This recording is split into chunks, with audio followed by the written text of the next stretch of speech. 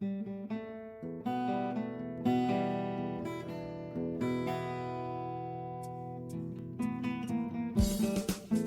welcome back. Here we are, Mixed Apes. Hi guys, hi boys, hi girls. He's Reed, I'm Race. We've been through all that before. We've done that. Good morning, good afternoon, and good evening. Welcome back. Episode 10. We're doing episode 10, kids. Can you believe it? The 10th, what did you say it is? The tin? It's the aluminum and tin anniversary. Is number aluminum 10, and tin anniversary. I think. I'm probably wrong, obviously. Yeah. We are getting ready to take you into our 10th episode. We have lots of wonderful stuff to share. So much 10th anniversary stuff, you can't believe it. It's going to be like a regular episode, actually. Anyway, this is our 10th episode. So, this episode, we are looking at the Rock and Roll Hall of Fame inductees. Yeah. Maybe we'll touch on everybody and just name everybody. Hold on. So, here's the thing. I hear some BS from people, and I would have agreed with them not very long ago. So, we're going to check out that list and talk about that a little bit. We have our Prime Cut segment. Right. Oh, thank you. I'll say right now, the clue I've been given is I've been a bad, bad girl. And I want you to know that I picked that especially just to hear. And other just random chatter, Random stuff. We've got a little housekeeping, which we're calling Nestkeeping. You're calling it Nestkeeping. I'm calling it Nestkeeping because apes nest. Do they? You did not know that. So it is actually the appropriate term for our weird correlation with apes. Absolutely. So let's get into the episode. What do you say? Yeah, here we go. Nestkeeping. Nestkeeping. You want to keep some nest here? I want to keep some nest, which is going to be some corrections that we have. And a couple shout-outs. And I think I'm going to start shout-outs first. Yeah, okay. And the very first people I want to shout out are our spouses. Oh, what a good thought. Thanks for getting the points on that one. Yeah, well, yeah, because I'm getting them and you're not. He mentioned it, but we were talking about it earlier, and I'm the one who came up with it, girls. Sure, yeah. At any rate, they've both been phenomenal in dealing with the time constraints, the invasions into their homes, the changes in their schedules. Distraction from getting our otherwise responsibilities and duties done. Yes, exactly. So, to my lovely wife, thank you so much for your tolerance for these first 10 episodes. Of course, I'm not thanking you for the upcoming episodes yet. We'll do that again later. Right. Yes, there will be ongoing occasional thanks to our lovely supportive partners and wives. Without them, this wouldn't let's be possible. Start giving our speech for the Podcast Grammy Award. You can't say Podcast Grammy Awards. That's not a thing. Podcasting. There may be for the Casty. When we get a Casty, the potty. When we get our potty award. You are broken. Okay, what's our next shout out? Well, for me, it's been like the family and friends that I've been bouncing stuff off of. My sister Paula has been amazing in filling me in when she hears something or doesn't hear something, etc. She did mention that she didn't get any notifications on her podcast platform for a previous episode. Yeah, I remember you saying that. And we need to everybody make sure your notifications are turned on for your podcast app if you want to get known. If for some reason you want to get notified. Right, if you want to know when the next episode's coming out. It's an important component. But it is kind of an important little thing to, make us aware of if you notice it. Yeah, certainly. Please leave a comment somewhere on your podcast platform, for example, or on the website, whatever, if you didn't get notified and you expected to. Technical glitches, any of that stuff, we'll get it taken care of. I have a shout out. Can I shout out? Shout. I'm not actually going to shout, but I want to shout out to Brian, Kelly, and Abby because I've gotten a lot of good supportive feedback, some ongoing sort of keep at it, you guys are doing great kind of things, and a little bit of critical input, which is always helpful and always welcome. So, as one group, I appreciate them for sending the information in. And my kids, all of my kids have been, as far as corrections and hey, you missed this, or maybe you guys should try that, or whatever, right. or we're loving it, or whatever the case may be, and their spouses. I mean, I've got people again. All the kids and all their spouses are pretty much reaching out, going, "Hey, here's what's going on." Right. We can't hear it. To us, it just sounds like us. So. Yeah, I've had some cousins and some in-laws and family members do the same, sending, "Hey, I just listened to this episode and heard this, and that was great, and we talked about it." So. We also want to, of course, shout out to all the mixed apes out there who are listening in and hopefully enjoying it. We assume if you're some of listening you in are again. sharing with friends. I did have a listener that I know through work tell me that a woman named Joy that I know listened to an episode with her daughter and the family, kind of as we're sitting around something to do. Right. And she was a little nonplussed that her daughter got all of the clues, like was picking them off, boom, boom, boom. So anyway. So she's got to study. She's got to study up. Got to keep up with her daughter. Again, we're getting some really cool feedback. Yeah, yeah. And we now have multiple listens in a lot of cool countries that we never really expected to see. So, yeah, it's kind of weird, man. Yeah, it's a weird thing to look at, which probably isn't all that novel to anybody who's familiar with podcasts, but for us two idiots, we're like, hey, look at that. Pakistan. Hey, look at that. So, Yeah. Shout out to people in all the countries who are listening now and will. We had theoretically. We had Scotland and Great Britain and South Africa, Thailand, Pakistan, Switzerland, Russia. Yeah, Russia. Weird. Very weird. Very weird. But very cool. Very cool. But it's just weird to us. It's probably not weird at all. I mean, yes. People are out on the web in the millions at any moment just clicking on something they see. So yeah. It could be that, or it could be... But if there's more than one click, you think that maybe it's not an accident, right? That's what we think maybe is happening. So welcome to all of you and... around the world. Hey, if we got a correction from another country or a suggestion or a comment... That would be pretty cool. That would be pretty cool. And also, probably we're overblowing it like we do the fact that other countries are listening. But for us, hey, exciting. Exactly. Anyway. Right. So are we done with... we're done with the shout-outs, but you have some corrections you wanted to do, right? I do have a couple of corrections. And I got to say, to preface the corrections, we plan on, because literally every episode there's something that deserves a correction shout-out. So please send them in if you hear them. But it's really actually, for me, one of the most enjoyable things to think of for somebody being to wrong? send in. I know that's stupid to say, but... I don't know why I get such a kick out of it when people send in or say, hey, you said this and it was actually that. It just, maybe it's because it tells me they're listening. I don't know, but I'm like, you need validation. But then you get into a conversation about it. You know what I mean? It sparks a little conversation. So maybe that's what the fun is. Anyway, first thing I wanted to bring up is that in an episode recently aired, and I can't remember which one right now, but it doesn't really matter. The song Drift Away, which is a thoroughly well-known song. Dobie Gray most notably recorded it, had a hit with it. I mentioned that the song was written by Mentor Williams, and then I got confused with the fact that John Henry Kurtz was the initial person to record it. And I think I know I said that John Henry Kurtz was the writer. He was not the writer of the song. Mentor Williams was the writer of the song. John Henry Kurtz recorded it first. So wanted to straighten that out. And then a more recent observation, I mentioned that Race and I were pitching back and forth about the band Sublime. He had dropped a lyric challenge on one of their songs. And in talking about how much I like Sublime, I mentioned, I really like something to the effect of placing them as an early 2000s band. And I was corrected that, in fact, their bandship ended in 95 with the death of Bradley Noel. I'm sorry, 96.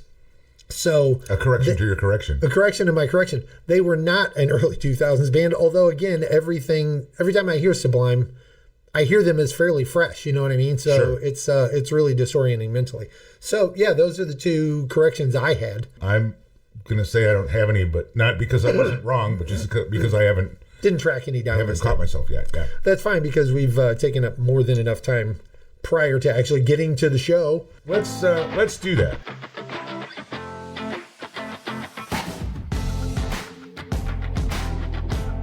So I think we're gonna start, as we said, with the Rock and Roll Hall of Fame. Yeah, this is going to be folks. Encapsulated in, is encapsulated the right word? I'm not sure. This is going to be contained in our uncontrolled substance segment because we're not challenging each other. It's not a game. It's a topic that we're going to spin off about for a little bit here. So for those of you who don't know, who aren't aware, the nominations and voting for Rock and Roll Hall of Fame inductees is underway. And as far as we can discern, it'll be going through the end of April. Is that not what we... I think what we saw is, the 25th or the 26th, something like that, is right. How the fan votes are going on. Fan votes, right. The voting for fans to get into You're not voting for fans. Right. Fans can vote. There are no fans. I mean, I'm sorry. So the voting goes through toward the end of April there, and the list of potential, I guess, inductees is out. And we kind of wanted to go over that list a little bit, at least with regard to the players who pertain to our show, I guess. Well, I think we probably... maybe we'll touch on everybody and just name everybody. Hold on. So, here's the thing. I hear some BS from people, and I would have agreed with them not very long ago, that, that's not a rock and roll act. Why should they be in the Rock and Roll Hall of Fame? I know where you're going with this. Uh-oh. And the truth is... Settle in, folks. Well, no, I'm not going to go nuts. Go ahead. But the truth is, when an artist for example, Rod Stewart, who comes from rock and roll, he may have gotten more pop later in his years, but he was a rock and roll singer early on, right? Yes. When he's doing and rock and roll, legitimately rock and roll. When he's doing R&B tunes or standards, he's making it rock and roll, right? I mean, so some people were up in arms about Dolly Parton or a given hip hop artist or a given R&B artist or whomever being in the Rock and Roll Hall of Fame. I get the argument, but the truth is, I mean, rock and roll is under the umbrella. And where did rock and roll come from, right? I mean, blues and R&B is pretty much where it all started. Right. So I think... rock and roll isn't British invasion only. It isn't, American metal only. It isn't, it's pretty all-encompassing. So initially, I was on that same band. I'm like, what the hell are they doing there? Yeah. But the truth is... you look at the stuff that we talk about, and it's largely rock and roll. There's some R&B in there. We've talked about Willie. We've talked about other got some country artists. But again, there's been stuff that stuff crosses over all the time. And one of the, looking at the list, one of the people. Well, first off, this is possibly more personal, but Mary J. Blige is unquestionably rock and roll. I mean, if you know some Mary J. Blige stuff, you know that. I mean, she's a rocker. In her genre, she's a rocker. Sure. So it's rock and roll by default, right? It's under the umbrella. And the thing is, define it how you want, and no matter who you are, you're going to be right and you're going to be wrong. Right. Somebody's going to have a counter argument. Right. Exactly. But again, from my perspective, Mariah Carey. Yeah, so she's pop. She's a pop singer, but pop is considered pop rock, which is under the umbrella of rock and roll. Yeah, well, and again, label it how you want. I think that's the thing, is the labels kind of get in the way. Pop, soul, R&B, exactly. Right. It's all. If it was strictly, it's not like baseball or football where there's just one thing going on, right? I mean, It's not just baseball. It's sports. It's a sports umbrella, and all those things. Right. Yeah. So again, we got. Peter Frampton is among them. Up for induction. Or not up for induction. Well, I don't know how to phrase it. He's being voted on. How's that? Right. He's on the inductee list. Right. So he's up for potential induction. Potential induction. That's what we're looking for. Splitting hairs. But hey, we do that. Foreigner is on the list. Ton of material there. Long history. Lots of hits. Yeah, lots of hits. And some of that was more pop than rock, but still. All right, yeah. So I was, in researching this, looking around on the web and whatever, and there are a number of sites and what have you can reference for information on the 2024 nominees list and whatnot. But on the Rock and Roll Hall of Fame site proper, in the 2024 nominees list, there's a paragraph that explains to be eligible for nomination, individual artist or band must have released its first commercial recording at least 25 years prior to the year of nomination. Without going, any further into that, 10 out of the 15 nominees are on the ballot for the first time. So they've been around at least 20. They've been producing music for at least 25 years. They've been 25 years in, and this is the first time they're being nominated. Sure.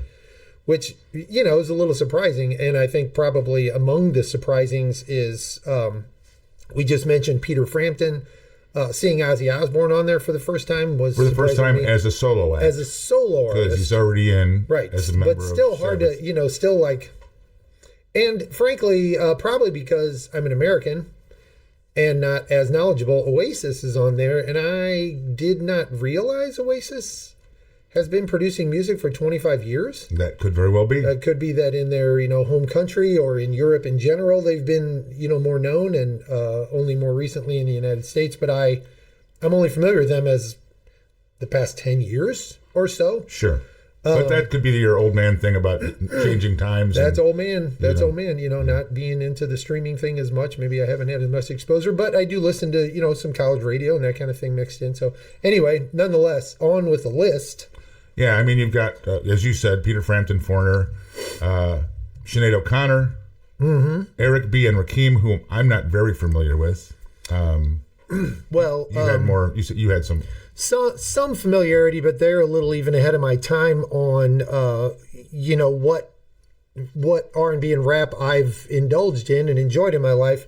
But another nod to going to this list on the Rock and Roll Hall of Fame website, there is a paragraph or two about each act, blurb about each act, a little bit about their history, their influences, that kind of thing, and their genre and the impact they've had on it. So that website, like the Rock and Roll Hall of Fame, don't like the Rock and Roll Hall of Fame, I'm not promoting them in particular, but the reading is good on the website about these acts and their contribution.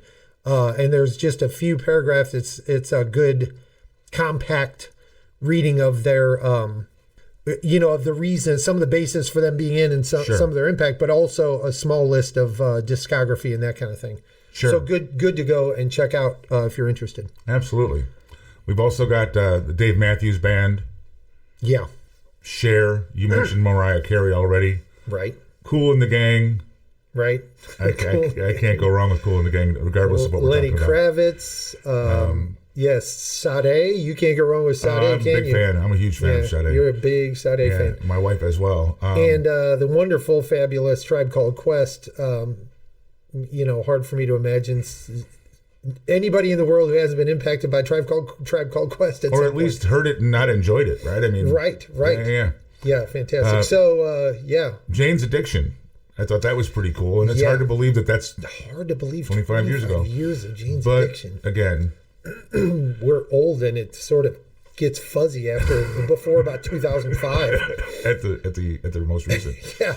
All right, so we got everybody, right? We talked about Lenny. We talked about Frampton and Foreigner. That's the whole list? That's the whole list there. All right, so have you got anything you want to say about any of them? Yes, no? Well, I got something I want to say about a lot of them. Dave Matthews Band, just for a minute. They owned a chunk of the radio for a while. I mean, I'll give you that. A huge chunk of the radio, but they're also like a...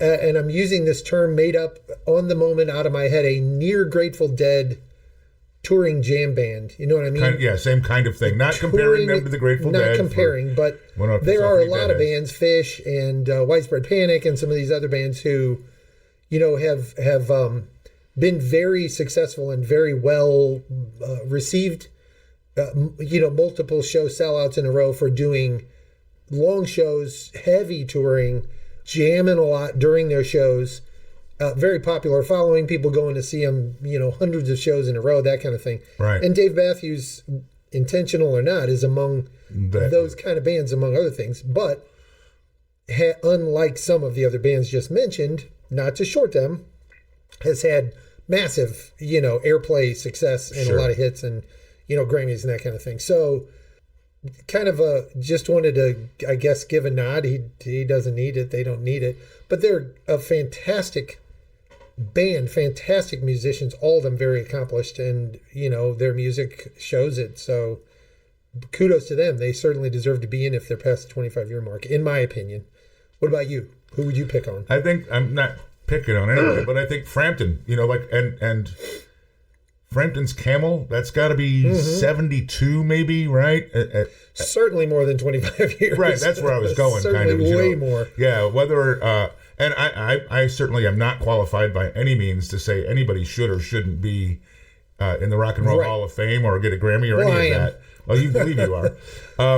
But longevity, I mean, and like we know the Camels, the Frampton's Camel stuff, and then we know, of course, the 76 live album thing that Frampton Comes Alive that everybody knows. But I mean, there's there's a couple dozen albums and production credits and other bands. He was in other bands, Kool, that kind of thing. I mean, and the stuff that he's done as a guest artist with dozens and dozens of artists. Dozens of artists, yeah. And it's a little bit of a ricochet thought here off of your topic, but I was thinking while you were talking, because, once again, not listening to you, instead just drifting off. I'm used to that. Go ahead. That it's got to be funny it seems like it's got to be funny for Peter Frampton to still hear, like, Do You Feel Like We Do? And I Love Your Way, out and about playing, like in the elevator, in the department store, whatever. Sure. You still hear it's one of the songs those are a couple of the songs that are still on regular rotation when you go to Walmart, when you're walking through Home Depot. Yeah. It's funny to think about it. And how old are those songs? 40 years old? More? You want to say 50. 50 years right? old? Yeah, mid-70s. And they're still among the sort of common public awareness sort of songs. You know what I mean? Right? It's really, it is wild, really funky. Man. It's freaky. And the same could be said of Foreigner. Oh, absolutely. And yeah, we've talked at length about Foreigner in the past. Yeah. Ad nauseum, probably, but excuse me. As we do, as is part of the show. But again, I mean, I think I just heard Urgent on the radio 2 days ago. Right. Right. Still, and again, that's the same period. It might be a couple years after Frampton comes alive. Yeah. But it's going to be 77, 78, 79 in there somewhere. And a lot of albums since, and a lot of hits off of a lot of albums for a very long time. Yeah. Radio hits. And I mean, Foreigner's one of those bands for me. They're a rock and roll standard. They're not one of my faves. There's a couple of tunes I really like. Certainly, I can't question anybody's musical ability, but, I mean, the thing is, they were a little poppy for me. But, man, there's like you said, 10, 12 albums that all had hits on them over the course of 10, 12 years. Think of Hot Blooded and Urgent, like you said, and Jukebox Hero and some of the, there's some pretty cool songs in the mix. Absolutely. I'd be interested in knowing not just, like, for example, Cher, okay? Right. Obviously, it's well more than 25 years that she's been doing stuff. But, like, has she been up for nomination before? How many times? Like, how recently? When did it start? Right. Because, I mean, like, her first acts came out when I was, like, 7 years old. Right. And I'm over 60. Right. And Sonny and Cher's, career as a duet. I couldn't think of the word duet. As an act. In context of her overall career was not it was long. Minutes of her career. Of her overall career. So, it's another one of those kind of like Peter Frampton, been around doing the solo thing for a very long time with a pretty big impact. Right. So, yeah. Why now? I mean, she may have had a residency in Vegas for 25 years for all I know. Right.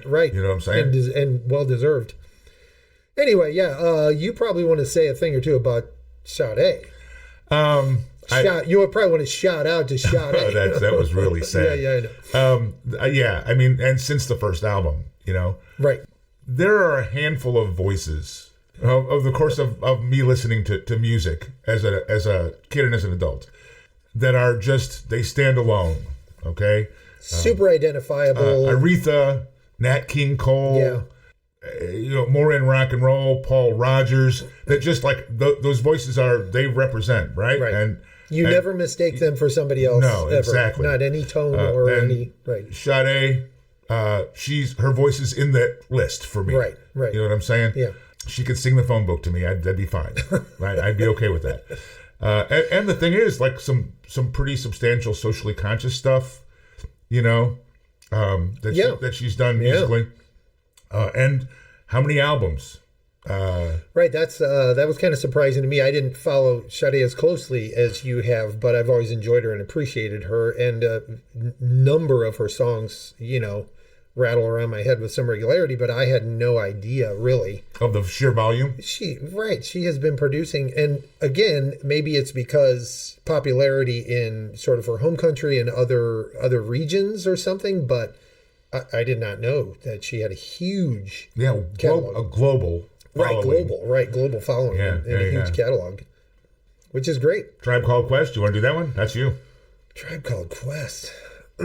So Tribe Called Quest hasn't made music in a while, but man, the impact on, actually I was reading The impact on R&B, hip hop cannot be overstated. Just cannot be overstated. The thing that I want to get in here real quick. Yeah, take your time. Once again, as is going to happen with some frequency because it's just a fact of my life. My older brother, one of my older brothers, really sort of tripped the switch on Tribe Called Quest. And, I immediately was like, what is that? I got to hear some more of it. Sure. You know what I mean? It was just, it was great. There's a quote in here on the Rock and Roll Hall of Fame website from that, part of it reads, within 4 years, the group released 3 albums now recognized as among the best. People's instinctive travels in the paths of rhythm, the low end theory, and Midnight Marauders. There's a quote. It was listening to NWA's Straight Outta Compton that inspired us to make the low end theory, said Q-Tip. And then another quote, years later, I spoke to Dr. Dre and he told me that hearing low end theory inspired him to make the Chronic album. So, that's huge impact, and you can't, in both directions. Right. You can't say enough about it. It's that, they just, not only did they do something super unique, but as is referenced in this blurb about them on the website, they also took hip hop in a different direction, and in a different direction than maybe has been taken since, being a little socially conscious and a little more peaceful sort of approach to things. I don't know how to. I'm not sure. Word it. I hear what you're saying. I don't know that you've conveyed it as well as you can. Right. But anybody who knows them knows what I'm talking about. They took a different approach to it, and I personally appreciate it. Anyway, they're great. Listen to some Tribe Called Quest. It's worth the time, worth the effort. There. So more along the lines of the stuff that we're generally paying attention to and talking about, Jane's Addiction. I mean, yeah. The era that we both kind of came of age in listening to alternative music scene and what have you. They were a big part of the alternative music scene. At any rate, I couldn't name the albums, but I know that there's several that I was listening to and kind of what went off from there, right? Yeah. I mean, there are other bands that sprung out of Jane's Addiction. Yeah, there are other bands that sprang out of Jane's Addiction, but the thought I would spin off on is that the timeline of Jane's Addiction hitting my earwaves, I just made that up, earwaves. Uh-huh. Come on, you got a kick out of that. Was when I was still, going to clubs with some regularity and what have you. So, songs like Been Caught Stealing and Jane Says were playing not only in music clubs that I was going to, but they were playing in, it was being played in bars and in dance clubs. Yeah. Like, it was a weird thing to hear a band the crossover. Because they were Dave Navarro, and they're like a rock alternative band, right? They're like, Red Hot Chili Peppers-ish kind of thing. Sure. You wouldn't have thought, but for some reason, the catchiness of a lot of their tunes had them being played in weird places just because. Oddly enough, it's like, I'm hearing Jane Said, like you said, walking through Walmart. Yeah. You know what I mean? Yeah, I find that kind of strange because. Right. Because, the reality is in the fullness of all their songs, they're a pretty edgy band. Absolutely. And Jane Says is pretty kind of edgy subject matter. And maybe more so for that time than this, but. Right. So that's kind of funky. But yes, love the Jane's Addiction thing. Big fan of Jane's Addiction. And now I want to hear the songs. For me personally, Lenny Kravitz, Kool and the Gang, those two, there's a bunch of stuff there. Maybe more so Kool and the Gang than Lenny Kravitz for me. Yeah. But I'm not as familiar with Kool and the Gang's catalog. Well, I'm more of an R&B kind of guy. You do hit. But there's just so much there, and obviously there are several other artists that are they're being nominated, considered for induction, that we're less familiar with, or maybe it's not right up in our wheelhouse or whatever. Right. Ozzy. I just happened to be watching some video last night of him when it was Black Sabbath, and never having seen them live, I had no idea of the amount of energy that he brings to the stage. just blew me away, really. Yeah. You know what I'm saying? And again, you know, the other artists that we're not specifically getting into, we're not in any way dissing them. We're just, they're not in our wheelhouse, maybe. Right. But, if you have input or what have you on some of these artists we haven't really delved into, if there's an important fact, some impact that we're not aware they had, that kind of thing, we'd love to hear about it. Yeah, make a comment on your platform, your podcast platform, or go to the website and make a comment and let us know, because we are, stupid. Right. We're just a couple apes. And always up for, being educated. Yeah. Always into the interaction. Like, it's most thrilling to know that we're talking about stuff and of interest to our audience. I'm going to use the word audience. It sounds very big shotty. But that get enough to engage you. Like, if you want to be part of the conversation, that's the most exciting thing I can imagine. We'd really like to get to the point where we can actually do the live streaming thing, but with 6 listeners, and I'm kidding, there's much more than 6. But right. It's just getting started. Yeah, we'd love to be able to talk to you about this stuff. But if you have thoughts on this, and we're certainly not by any means really knowledgeable, so I'm sure there are a bunch of folks who have thoughts that are well beyond anything we came up with. Sure, absolutely. Please feel free to share it. And again, while we're on the subject of the Rock and Roll Hall of Fame and the nominees and the voters' window to vote being open until we think April 25th-ish or something. Around there within a couple of days of that. Check it out and vote for who you want to vote for. Yeah, if it's your thing, get in there and take a look. Right. Go vote for the people and make sure they get, as far as I'm concerned, everybody on the list should put them all in. You know what I mean? Who are you going to remove would be the question, right? Right. I wouldn't pull any of those groups out of there. You know what I mean? Or any of those artists, I guess is the appropriate word. Anyway. So I think we're going to wrap up our discussion about Rock and Roll Hall of Fame. We beat that to death, didn't we? Good job, Race. Yeah. Oh, it's my fault, of course. And I think we're going to probably move into a segment of Prime Cuts here shortly. Prime Cuts coming up, so hang in there, and we'll have some fun with that.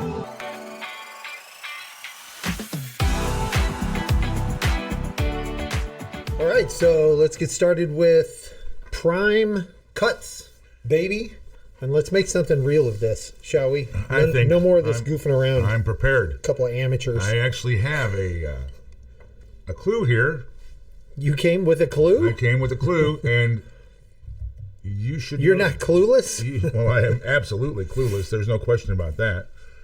But I'm going to suggest that you should know this song. Oh, thank you. I'll say right now, the clue I've been given is I've been a bad, bad girl. And I want you to know that I picked that especially just to hear you say those words. I won't say it the way it just flashed into my head to say it. I've been careless with a delicate man. That is correct, sir. It's a sad, sad world when a girl can break a boy just because she can. And right now, that's Shadowboxer. I know the song, and I definitely... it's Fiona Apple. It's Shadowboxer, isn't it? No, wait. Tick-tock. You know the lyrics. What is the name of the song? My mind is running up to the chorus, but it won't jump ahead. It's playing the song in real time. I can't. Criminal. Good Lord. My brain was playing it. Sure. At the regular speed. And I couldn't not fast forward. At the regular speed. It was like I couldn't fast forward to the chorus and get to the... Yeah, Criminal. Fiona Apple. Fiona Apple. And I know that you're a CD. Fan. That's kind of why I picked that. I am a Fiona Apple. And again, fan. just to hear you say, I've been a bad, bad girl. Yeah. By the way, for those of you who are Fiona Apple wannabe fans, as I have to say, I kind of am, because I have a couple albums that are from, when she really hit the scene. And then I've touched in with her doings over the past too many years to recognize comfortably. And she has actually had some really cool other stuff, especially in the past, I would say, I'm going to say 5 years. Okay. She's had some really cool stuff come out that is worth going to check out. So don't give up on Fiona Apple, because she didn't give up on you. Okay, then. 1997 was when that came out. Title was the name of the album. Yes. She is the author, the writer of the song. So fantastic.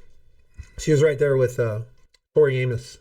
Same era. Same sort of era. Absolutely. And Tori also really, really great. Cool. Both have great voices. I'm not necessarily a huge fan of either one of their Yeah. Stylings, just because it's not necessarily my thing. I think it's like a lot of artists. There's a song or two Yeah. that I'm like, oh, I really like that. Let's listen to that. That title album, I've got that still, and it's just back to back really good. Some of our other stuff, I can't think of the name of the other album I have, is also, just every song. It's great.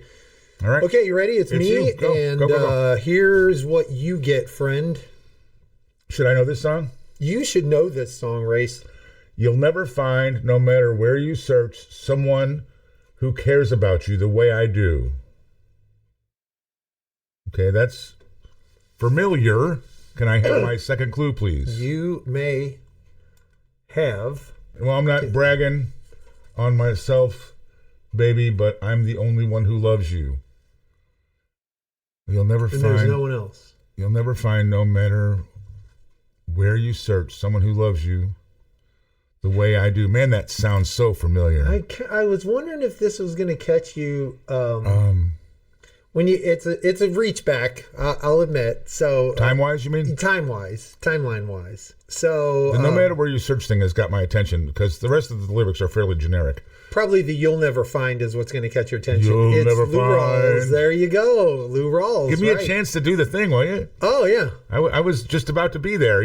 I'm going to say I got that one. You did. You did right as I was. As I was pulling it back and saying Lou Rawls. Pull it back. You were doing the "You'll Never Find." That was Lou Rawls, of course, the artist, written by Kenny Gamble and Leon Huff, from 1976 on the albums "All Things in Time." I don't know that that's a anywhere near rock and roll, but like we were talking earlier. Well, Lou Rawls did some. Lou Rawls has one of those voices, man. Yeah, super identifiable. Super, and such a great voice to listen to. So it is a little probably ahead of the era, but that song is in 19. Era. Well, no, it's not ahead of the era. You're right. 1976. That's not ahead of the.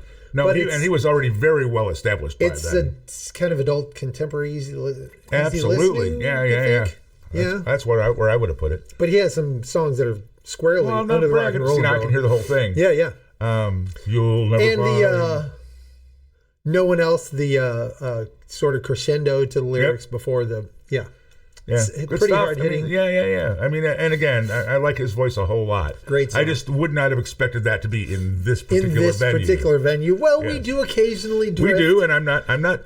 I had plugged that into my list weeks ago, and I did question am I doing this? Am I know what I this mean? one? Am I doing Lou Rawls? And I was like, he knows Lou Rawls. It'll be fun. Yeah. So I left it in there. Okay, I think it's you, and it is me. You have to tell me whether or not I'm responsible. You should know this song. I am responsible to know this song. The lyric is, "Your legs are strong and you're so long, and you don't come from this town." Very nice. Well, Love and Rockets, I'm Alive. Not I'm Alive. That's not the. Oh, wait. Nope. All right, So Alive. So Alive. Love and Rockets. Not really I don't know if they were a one-hit wonder. Do you? Oh, no, I don't think so. I wanted to. It reminds me that the other day, whenever skimming through some of these things, a lot of the clues are bands that are like 1.5 hit wonders, and I wanted to do an episode on 1.5. I have an actual one-hit wonder in this list. If you want to, we can do that we could do that. We could do one-hit wonders, but I also wanted to do. No. I mean, because it'll be coming up shortly, is what I mean. Oh, okay. The thought of do the one-hit wonder and then give me their other song that was kind of a hit would be fun. There's a lot of bands like that out there who have that would be a lot of dead air, brother. Yeah, it could be. It could be a lot of wait a minute. Yes. So Love and Rockets, 1989. Daniel Ash, David Haskins, Kevin Haskins are the songwriters on that. Nice. That was a cool song. Heard it the other day. And actually I have it on my list, not for today, but I have it on my list for future episodes, so now I'm going to have to scrap that. Thanks a lot, Race. You're welcome. Anything I can do. For harshing my buzz. It's my turn. It's your turn. Should I know this song? You should know this song. Okay. Some days won't end ever, and some days pass right by. Yeah, you want another one? I want another one. I've been working here forever, at least until I'll be working here forever, at least until I die. Some days won't end ever, and some days pass right by. I know this song. Why is it not coming? Some days. I'll say it's a pop rock song. might help. Sure. No, I'm gonna say I don't know it. All right. What do you got? It is Working for a Living. I'm by taking what Huey they're Lewis. giving. Oh no, okay, so it's the wrong working for. It's a different working for a living because when you Right. said working for a living, I'm taking what they're giving because I'm working for a living. Taking what they're giving because I'm working for a living. Huey Lewis in the News. Is that the one? Yeah. Okay. Why am I thinking that there was a late 50s, early 60s tune? Well, I'm sure there are other songs probably with similar lyrics. We're taking what they're giving. I'll have to address It was that. written Bill Gibson, Christopher John Hayes, Huey Lewis, John Victor Cola, Mario Cipollina, Sean Thomas Hopper. I believe that's Huey Lewis. The entirety of the band. That's the News as well as Huey Lewis. So those are the songwriters. So Right. it's not a cover. Right. I gotcha. 1982. Picture This is the album. But yeah, I don't know of another song specifically with those words in that sort of I think you're probably right. I'm hearing it again, and for some reason I'm tying it up with something like Working on a coal mine? Summertime Blues era stuff. Working at the car wash? Okay. Stop. You're fired again. That's 3 times today, by the way. I'm a repeat fire. And Huey Lewis, there's a guy that kind of gets, abused a little bit, misused in the rock and roll. Yeah, I think, I don't know. You know what I'm I don't really know, but I got the impression, especially when he was sort of at his zenith, if that's not too cheesy of a word to call, that he wasn't maybe taken seriously because the music was very poppy, you know what I mean? Right. Like this song is a kind of harkens back to like a 50s bopper song, you know what I mean? Maybe that's where I was going. Yeah, no, right? I can totally see how you would, your mind would jump back there. And a lot of his songs did, you know what I mean? A lot of them were in that, had that feel. Right. But they were very pop radio. Sure. But here's the thing again, is like, look at the longevity, okay? There were several years that, that 4 or 5 albums in a row that all had hits on them. Yeah. You got to give them that, whether you. Yeah, the number of hits and they're enjoyable songs. It's like you were talking about with the Paula Abdul thing the other day when you heard it in the bar. You can't help but sort of kind of makes you want to go. Right, get into it a little bit. So I have a little mixed thing with Huey Lewis in the News there because I like the music when it's playing. I like the music. I don't necessarily go seek it out, but man, I think it's good music, and it was. And there's a lot of stories around Huey Lewis. The Ghostbusters theme song with Ray Parker Jr. and the fact that Ray Parker took off of Huey Lewis's music, and the court approved, agreed that Ray Parker had stolen, plagiarized, I guess is the word, isn't sure. it right? Is a reference to the fact that Huey Lewis and the News were able to make some pretty nice, sounds. Something that people stole. Yeah, right? absolutely. People it worked on another giant hit when somebody had, took. All right, you said 82? 1982. That's earlier than I would have given it credit for, obviously, but we do that all the time. So do we ever give credit for something being later? I doubt it. Have we ever done that? Oh, that was more recent than I thought it was. So I got one here for you. Your turn. You should know this song. My gal is red hot. Your gal ain't doodly squat. There you go.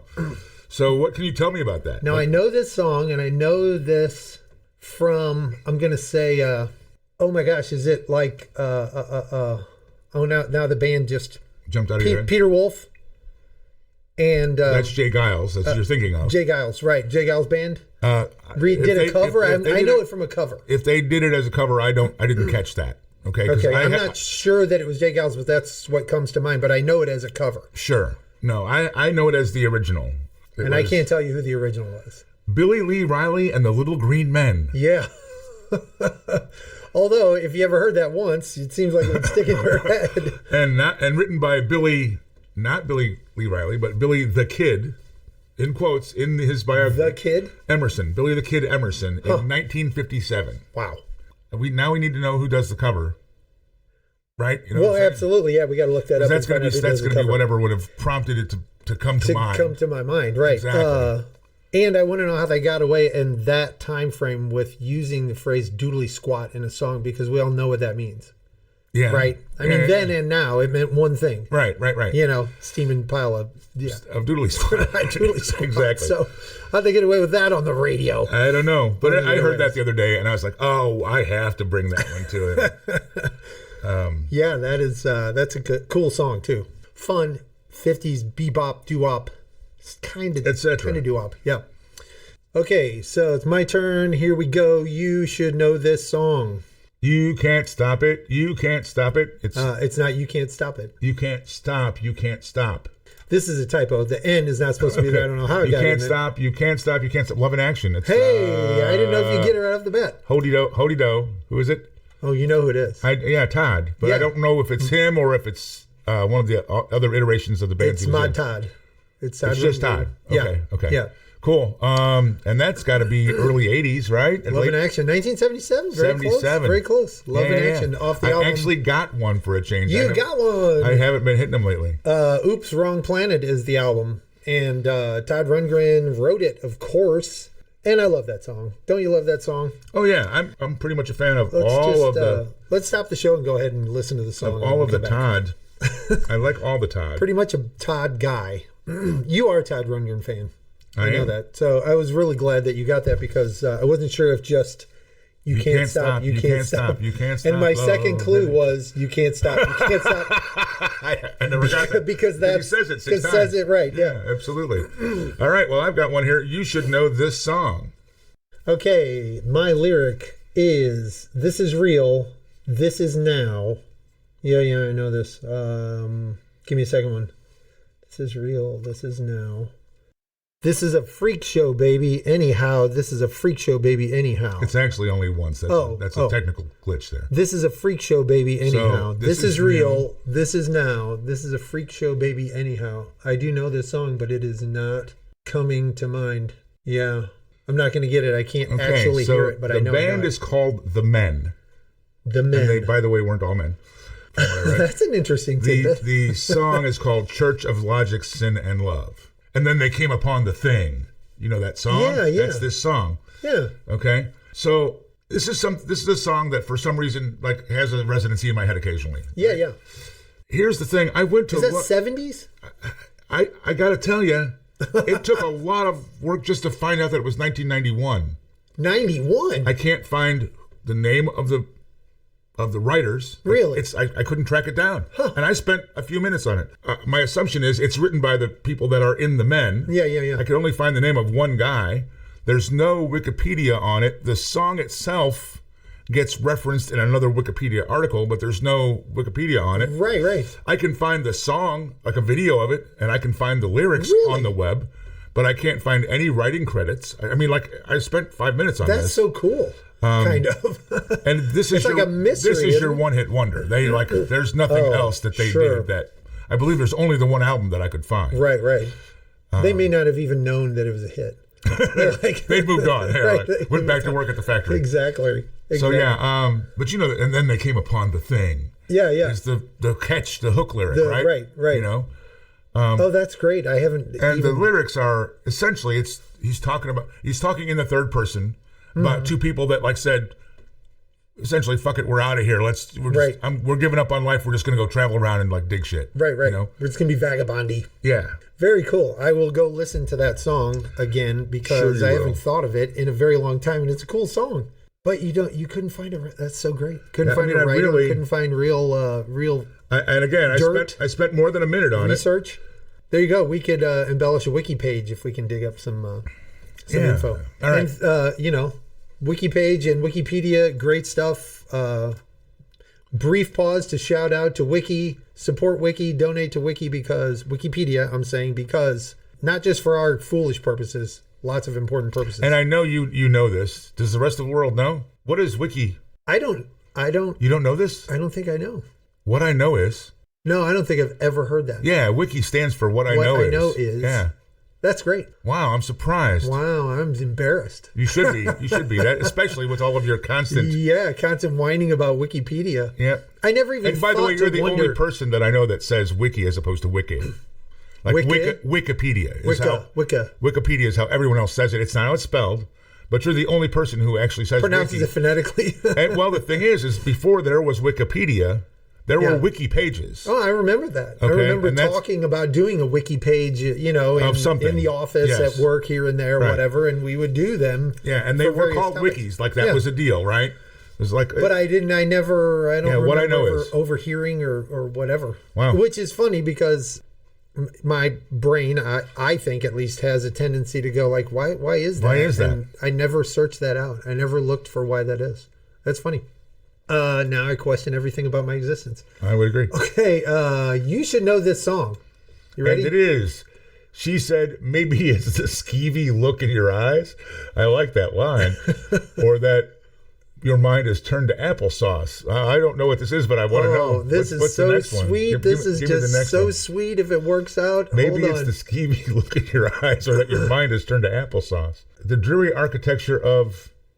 Okay, the dreary architecture of your soul, I said, but what is it exactly turns you off? What the hell is this? I'll read it through once. Maybe it's the skeevy look in your eyes, or that your mind is turned to applesauce. The dreary architecture of your soul. I said, but what is it exactly turns you off? It sounds like Zappa lyrics. Oh, not quite, but kind of close in a way. You're gonna kick yourself. I wouldn't be. But I'm giving myself a pat on the back because I did not think I would be able to get you on one of these. Cousin Dupree from Steely Dan. Really? Yeah. Wow. Yeah, off of Two Against Nature from 2000. Do you know the song? Vaguely. I mean, I know the Two Against Nature, but that's also that's the later Steely Dan stuff. Yeah, it is later. 2000. It's only 24 years ago. Yes, but it was probably several years between that and the album previous to it, right? Absolutely. Yeah. Yes, absolutely. I love that song. I mean, I've always dug the song. I'm going to have to go look that up. One of those that takes up residency in my head every once in a while. Absolutely. But I was like, this, because I dig the song so much, I was like, he's going to know this. This is going to be fun for him to get. You know what I mean? So I'm kind of sorry you didn't get it, but I'm kind of excited because I didn't think I would ever trip you up on a Steely Dan tune. Well, you did. Yeah, you did. That's pretty cool. So that's 2000, you said? 2000, yeah. And Two Against Becker Nature, Becker and Fagan wrote it under the Steely Dan Well, I should moniker. Be probably... fired. You're fired for the first time this show. I'm going to say I should probably be beaten or flogged or something appropriate to that.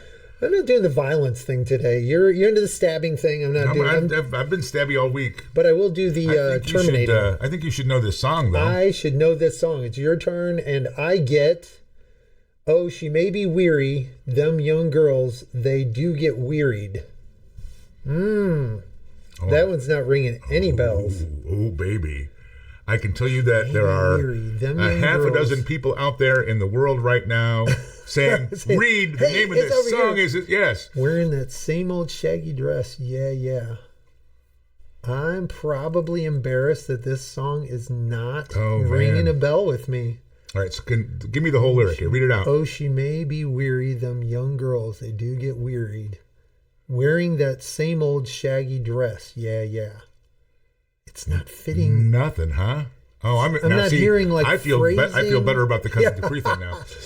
If this is something obvious, I'm just gonna I'm gonna do what I do. I'm gonna say it's Otis Redding. Okay. Nothing still. Not ringing a bell. What's the song? Try a Little Tenderness. Oh my gosh. Yeah, I should know that song. You should know that song. I really should know that song. That's written by Jimmy Campbell, Reg Connolly, and Harry M. Woods.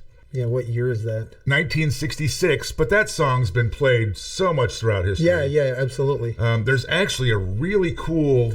And I thought you were going to say it's older than that, so it is kind of the first song for me that I've been like, hey, that's newer than I thought. So... There you go. There's a movie called Duets. Huey Lewis, by the way, is in it. Yeah, okay. I remember that movie vaguely. But Paul Giamatti and Andre Braugher... Mm-hmm.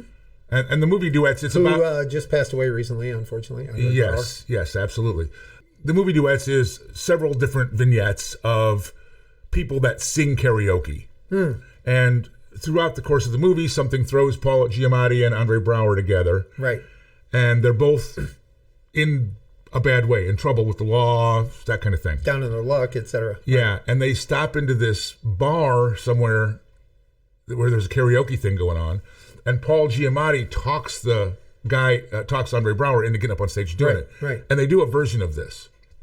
And Paul Giamatti actually sings his part. And Andre Braugher is covered by some very well-known, and I guess I brought it up and I don't know. Right. Some very well-known vocalist from R&B. Right. but it's phenomenal. It's amazing to watch them doing this. And it's the scene is. I mean, is the movie good overall? The movie is okay. It's kind of a cheesy premise. It's kind of probably hard to pull off. Like this, but the segments between them, I really enjoyed. The rest of the movie, I could take or leave. Right. But I mean, I love Paul Giamatti and Andrea Brauer. Those are two really good actors. Right. And they do this thing. They do Try a Little Tenderness. And if you haven't seen it, you can go find that on YouTube by itself. Oh no, I'll be checking. You don't have to watch the movie. Sure. You can just find that, and it's fucking cool. It really is. I will check that out. So 1966, and I gave you the writers, right? The original album was Complete and Unbelievable: The Otis Redding Dictionary of Soul, which I think is a great name for an album, and especially an Otis Redding album. Is that a greatest hits? I think it might be. It sounds like posthumous everything. Yeah. And then check this out: backing band for Otis Redding. Oh, Booker T, MGs. Just hanging out. I was just yesterday thinking about Booker T and the MGs. And I'm going to one step farther for you. One house producer for the label arranged it for him. Somebody you might have heard of, Isaac Hayes. It's like no wonder it's a phenomenal song, and it's not just Otis Redding that makes it that way, right? Right. The recipe was full of the best ingredients. Absolutely. You can imagine. So I got you on that one. I am really very pleased with myself, and that doesn't happen very often. I'm going to have to go and check out that video too. Oh, absolutely. And I am more than a little ashamed I didn't know that. Yeah, that did not come to me. Okay, it's my turn. Okay. You should know this song. And I'll pull your crooked teeth. It sounds like something I would say. This is doesn't it? You're watching or I'll pull your crooked teeth. That's right. No, I don't know that. This is an alternative rock band, but a little more recent. So might be on the more late edge of alternative music. So you're saying something that I'm not going to catch because maybe I don't know. I thought it might. I thought it might have a good chance. It was just a nice way of you being really mean to me. That was what that was. Okay, second lyric. Here you go. You'll be perfect just like me. So I'll pull your crooked teeth. You'll be perfect just like me. I don't know. What is this? Do you know Smashing Pumpkins much at all? Yeah. Some, but not all of it. So it's Ava Adore, We Must Never Be Apart. Smashing Pumpkins. Yeah. I mean, I could have told you that Billy Corgan was the lead singer of Smashing Pumpkins. Oh, and the majority of writes the majority of the stuff. I would have known that much. 1998, off of the album Adore, and I just love that song. I mean, I'm going to have to find that now. Oh, by the way, I did listen to a couple of things that you had brought to my attention. We talked recently about I'm All Right, Kenny Loggins. Yeah. I went back and... Which your sister hates. Which my sister hates. She doesn't hate Kenny Loggins, but she hates that song. Hates that song, I know. Yeah. But somehow she's a huge Eddie Money fan, and she knows that he's in it. Yeah. But I actually asked her about watching the video, and she's like, I'm not watching that. I'm like, why? I can't stand that song. It's one of those songs that just... And I'm like, but you like Kenny Loggins sometimes, you know? So, yeah. Anyway, I went back and listened to it in its entirety because when you were speaking, you were saying the way the song is constructed, it doesn't get enough credit, blah, blah, blah. So I actually went back and listened to it. And while it's not something that I would regularly seek out, it is very well done, very well produced, and there are like 16 different great names on the in the background. So yeah, it's very well put together, and to me, again, creatively put together. Yes. Piece of music for sure. Yes. And the only Kenny Loggins song that I'm really not that I would really trash is Danger Zone because of the extreme overplay of the song from Top Gun, of course. Sure. Yeah. I don't even have reference to whether it's actually a good song or bad musically anymore. You can't stand to hear it anymore. Kind of hope I don't have kind of like a Freebird for me. Yeah, kind of just hope. Doesn't matter how great the guitar solo is. I've just heard. There are plenty of other good songs of his to play. Please play those. Sure. You know, that kind of thing. Okay. Well. Anyway, so I'm glad to hear you went and listened to that. Yes. We covered the singer. I mean, rather the songwriter for your. We did. Billy Corgan. I don't want to leave anything hanging. Billy Corgan, songwriter, 1998 release by the Smashing Pumpkins. So we did that stuff. We did our formalities. Okay, well, I'm going to move on to the next clue here for you. Time for you to try to trip me up. You should definitely know this song. The children woke up and they couldn't find them is the lyric I have. The children woke up and they couldn't find them. This is resonating. Yeah. You want to share the lyric? Left before the sun came up that day. Is it the children woke up? If this is Where Were They Going Without Ever Knowing the Way? That's the song. And the band is, oh my gosh, it's right there. I keep wanting to say the outfield. It's a Oh, you're in the right neighborhood. play on that. I know, but the outfield keeps slicing in front of my brain.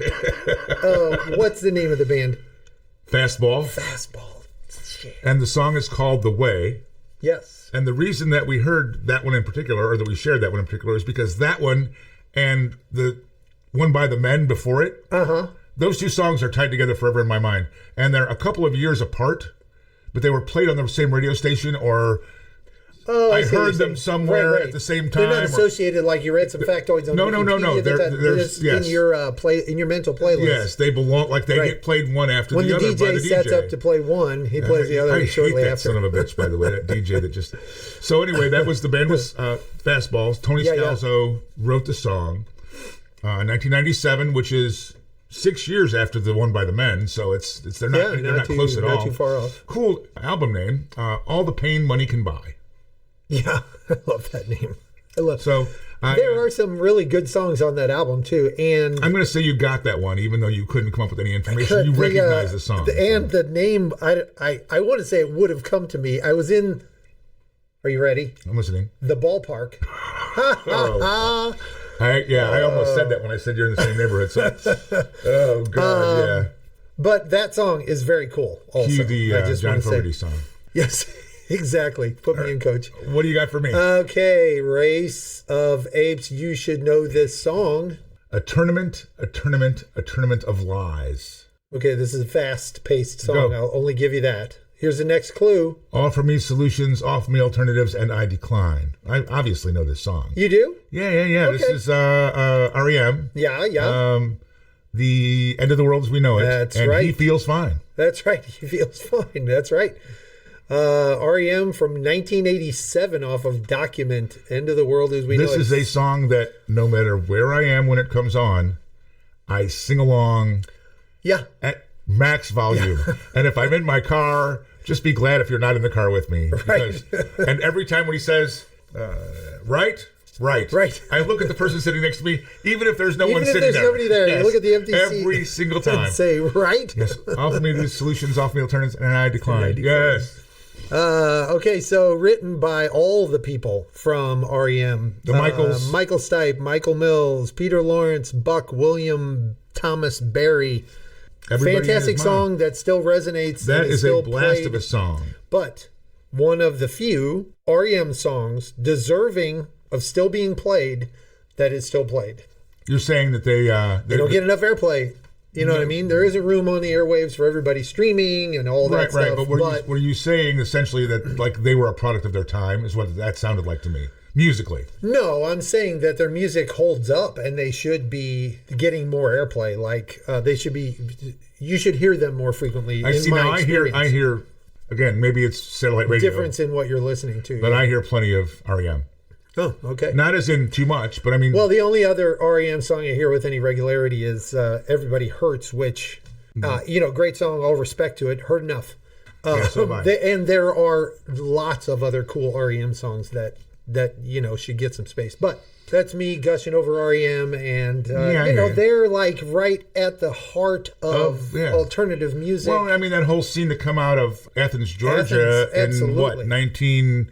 I'm probably going to be wrong. I'm going to go say 77, 78. It's probably prior to that. Yeah, this was 87, so probably but you're not. It's them and B-52, the Bees. B-52s. Right. There were several bands, and who produced a lot of that was Todd Rundgren. Mm-hmm. Yeah. Which is cool. Very cool. All cool. All right, I've got one that I think I'm going to get you on. I think you should know this song, but you may not. Two men say they're Jesus, one of them must be wrong. I do know this song. Oh no, I'm not going to guess it. I can tell. Give me another clue. There's a protest singer. He's singing a protest song. Yeah. Oh, the melody is just starting to come into my head. Oh, it's hurt. It's actually causing me physical pain. Well, that's too bad, man. I can call a doctor if you like. There's a protest singer. He's singing a protest song. It's going to take too long. What is it? Okay, so it's Industrial Disease. Oh my gosh, yeah. By Dire Straits. Yeah. I did get you on that. Haven't heard that song in a long time. Yeah, but I you did. get I me heard on it recently. You did get me on that. Mark Knopfler, Right. 1982. Love Over Gold. Got a name of the album. Big smile on my face thinking about that song now. Oh, that's a great tune, and that's actually, like, as is most of their stuff, a great album. Yeah. The thing where I just said I got you on that one made me think of something. My sister recently referenced the fact, asked me why we don't keep score. Oh. And I mentioned to her that we did early on. Yeah, we did try for a second. And aside from it being something that's just more stuff to deal with during the episode, it also just didn't seem the thing. Because it's kind of not in the spirit of right, it's not really, because it's as much about the sharing as it is about the getting. But I think the thing is between the both of us, sometimes when we get one, like when you got me with the Steely Dan one, like it feels pretty fucking good. Yeah, right? It does, right. When you get a gotcha. Yeah. Well, because usually if you gotcha the other person, it is a song that they're familiar with. Right. And as is probably if we're going to name the thing at the core of this effort that excites me to think we might pull off, it's triggering somebody to go anywhere.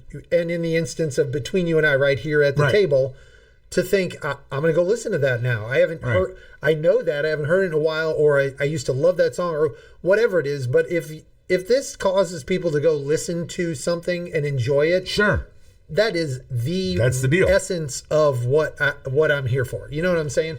Yeah, I get a kick out of hanging out with you and so on and so forth.